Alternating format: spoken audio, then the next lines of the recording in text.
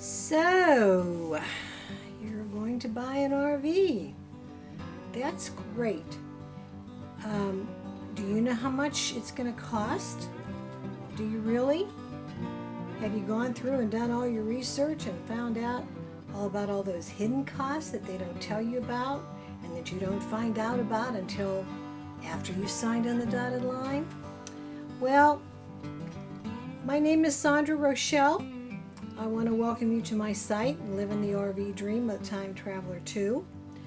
I started this site in order to help people like you to make better decisions, to save money, and to have less aggravation.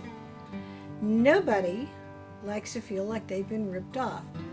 You don't want to be sitting across the desk from an RV salesman at the point where you're signing the contract or have already signed, and he asks you for a check, and your response is total shock. You're like, what are you talking about?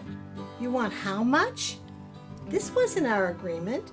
I agreed to pay this amount of money, and now I see $10,000 added onto it. What's going on here? Well, what's going on is that you really didn't do your homework. You really didn't know how much things cost, and you got caught. And once you signed that contract, it's pretty darn hard to get out of it. So what happened? Why all of a sudden is that $100,000 you were going to spend $110,000 or $115,000? You didn't sign on for that. So here's what happened. You looked around at RVs and you went to find one in the price range that you thought you could afford. But what you didn't realize is that what you pay is not what they're asking. What you didn't realize was that the price that you want to pay is not the price that they want to sell it to you for. It may look like they're going to sell it to you for that price, but they're not really intending to do that. They're going to tell you they're going to give you the deal of the century, and you're going to be all happy about that, but by the time they're done with you, you'll feel like a plucked chicken. And here's why. Let's say that you decide that you want to spend $80,000. $80,000 should be plenty. You could get a loan for that from the bank. No more, but you can get a loan for that amount of money. So you go into the dealership and you find an RV that you like that seems to be in that price range.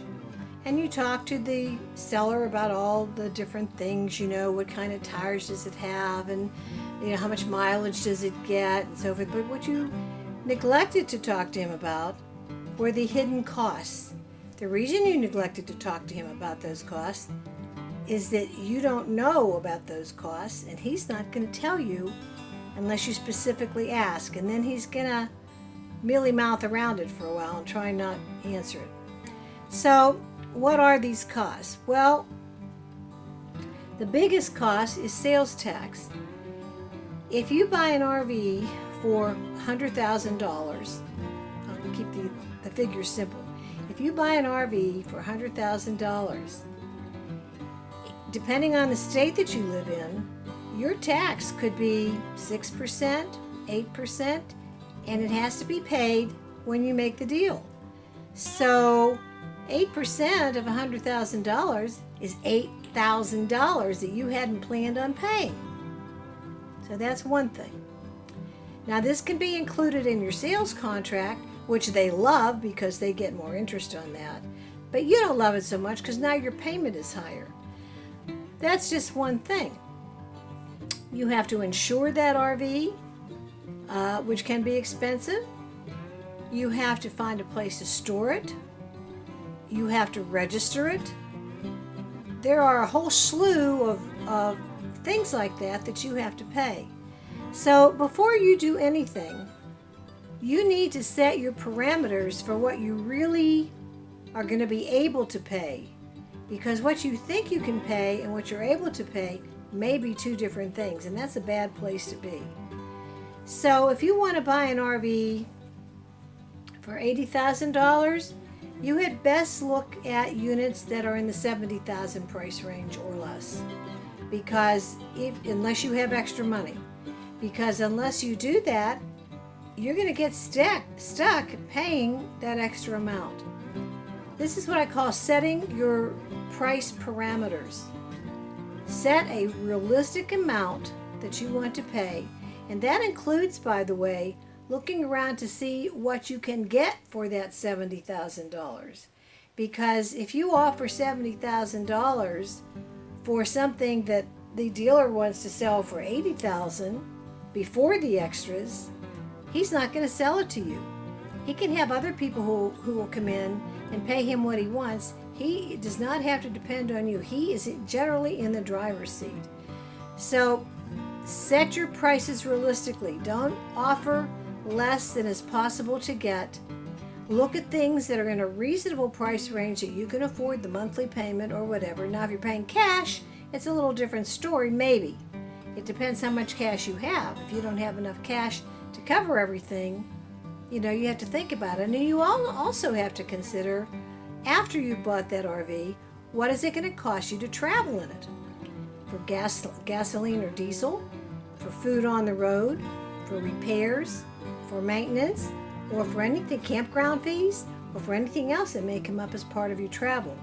So it's really a good idea to take some time, figure out what real costs are, not what you would like them to be. And then do your buying based on that, because if you make a buying mistake, that could be a big mistake. You could be stuck with that one for a long time.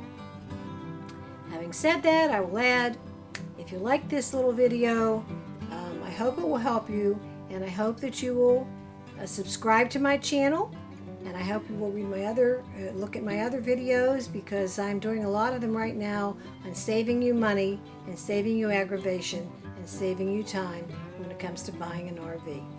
Thanks a lot. Have a good one.